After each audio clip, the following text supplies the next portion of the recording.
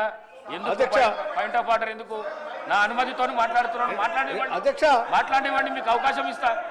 మాట్లాడి. ఎనర్జీ శాఖ ఉచితంగా ఇచ్చేటువంటి ఎనర్జీ శాఖ అధ్యక్ష మాట్లాడితే ఆనాడు కాంగ్రెస్ ప్రభుత్వ హయాంలో ఈ రాష్ట్రంలో రైతులందరికీ ఉచిత కరెంట్ ఇవ్వాలని చెప్పి ఆలోచనతో 2004లో మా ప్రభుత్వం కాంగ్రెస్ ప్రభుత్వం అధికారం రాగాలనే ఉచిత కరెంట్ ఇచ్చి పేటెంట్తో వాళ్ళంతా మేము ఎప్పటికప్పుడు డబ్బులు కట్టుకుంటూ ఆ ప్రభుత్వాలు వస్తే వీళ్ళేం చేశారు అధ్యక్ష? వీళ్ళేం చేశారు? ఉచిత కరెంటు మేము ఇస్తున్నామని వీళ్ళు ఏదో డాంబికాలు పోయి ఏమైనా డబ్బులు కట్టారా? డిస్కౌంట్ కంటే డబ్బులు కట్టలేదు అధ్యక్ష. వాళ్ళకు 18,000 కోట్లు బకాయిలు పెట్టిపోయారు.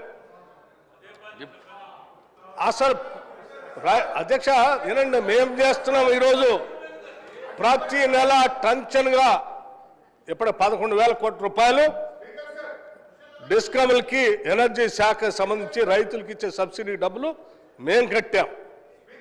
అంతేకాదు ఉచితంగా మేము ఇచ్చాము. రైతులు పంట బండి ఉచితంగా యాడిచ్చారు? మీరు ఇచ్చారా? ఇవ్వటం అంటే మీరు డబ్బులు కడితే కదా ప్రభుత్వం నుంచి. ఇవ్వలేదు కదా ఉచితంగా.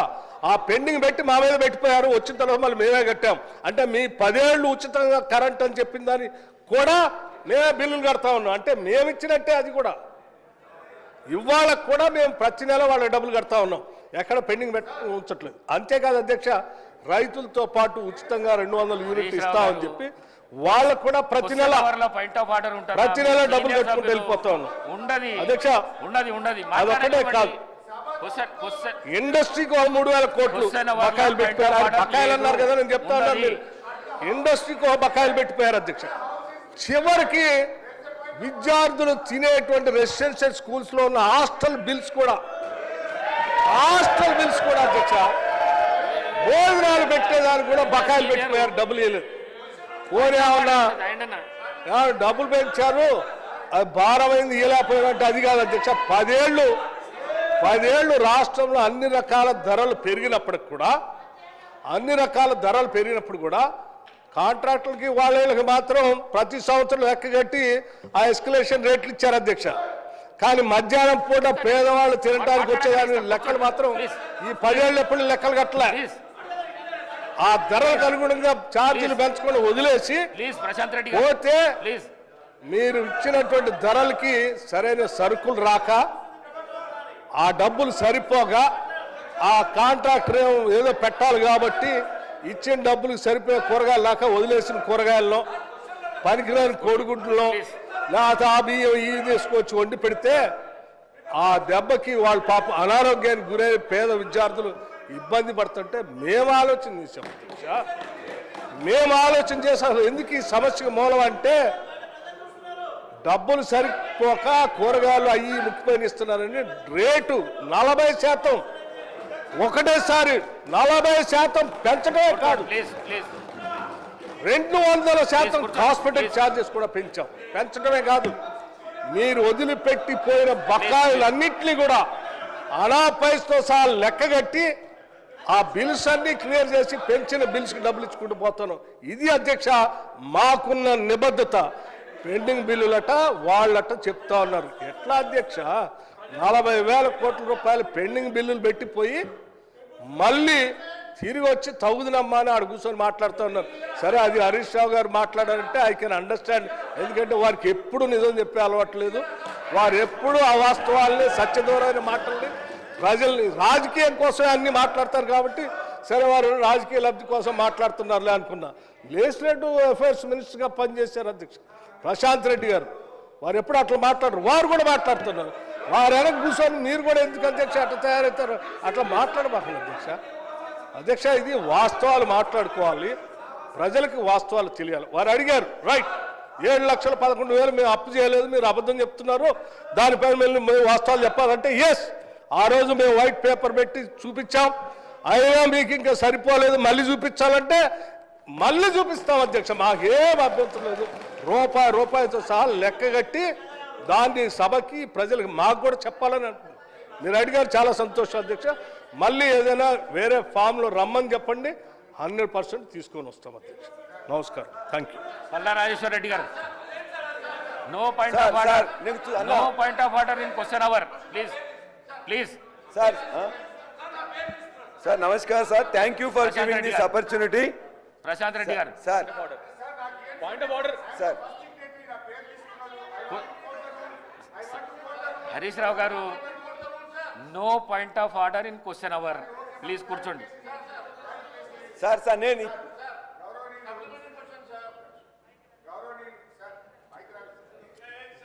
సార్ ఇప్పుడు బట్టి విక్రమార్క గారు అసలు ప్రశ్న ఒకటి, ఆయన మాట్లాడిందంతా ఒకటి సార్.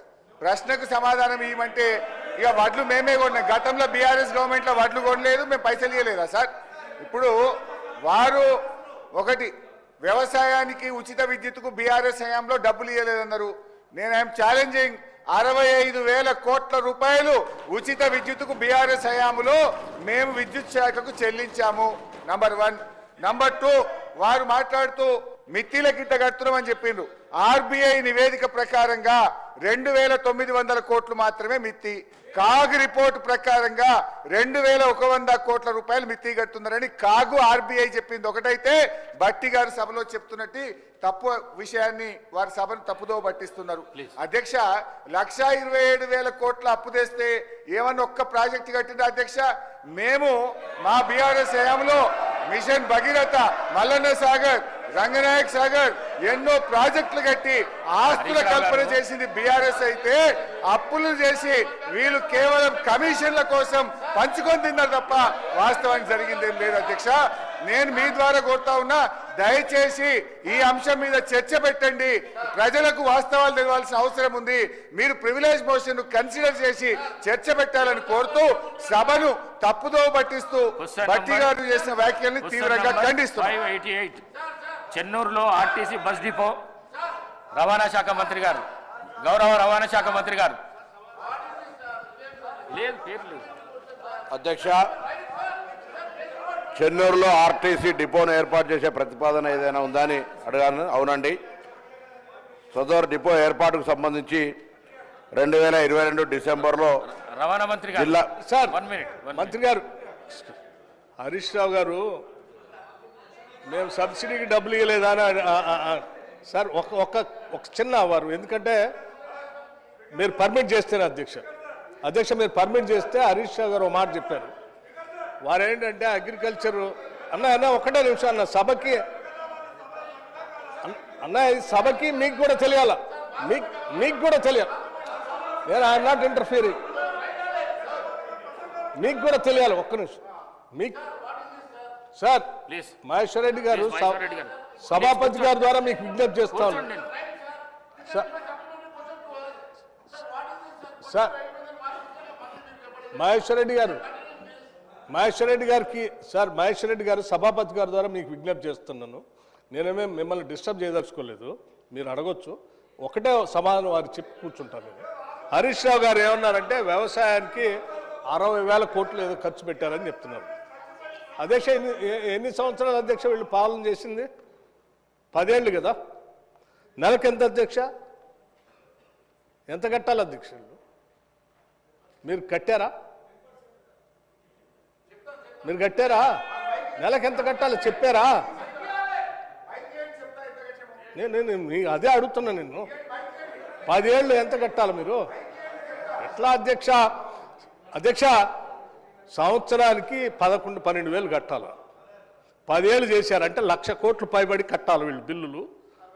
60 కట్టనే ఆయనే చెప్తా ఉన్నాడు. అంటే 40,000 కోట్లు అట్లా పెండింగ్ పెట్టి పోయాను మీరు భారం అని చెప్తా ఉన్నారు కదా అధ్యక్ష. ఎట్లా అధ్యక్ష అయినా ఇంకా అబద్ధాలు చెప్పడానికి ప్రయత్నం చేస్తే ఎట్లా అధ్యక్ష? అదొక్కటి మీ ద్వారా వారికి చెప్దామని నేను కూర్చున్నాను అధ్యక్ష. వారు మహేశ్వర్ రెడ్డి గారికి ఇస్తారు, మిగతా వాళ్ళు ఎవరు అందుబాటులో ఉంటే వారికి ఇవ్వండి అధ్యక్ష. నాకే అభ్యర్థం. Thank you sir. సార్